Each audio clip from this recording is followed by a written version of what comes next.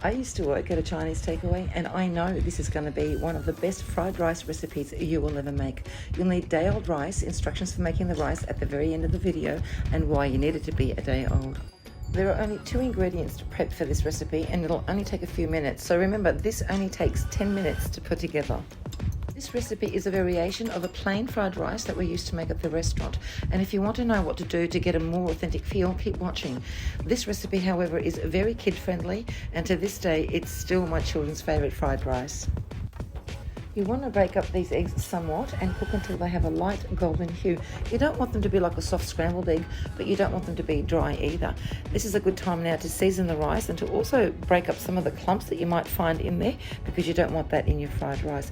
Restaurants will probably use MSG. We don't do that here. We just rely on a little bit of chicken stock. Set the rice aside and heat some oil up in a pan or wok. Quickly fry up the whites of the onion, add the peas and soy and cook for a minute. Go in with your rice and toss to combine.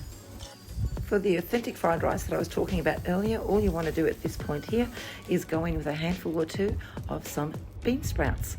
This will add texture and freshness and crunch to your rice.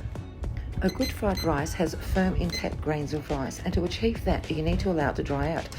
Hot rice is steamy and moist, which will make your fried rice clumpy and soggy. And there you have it.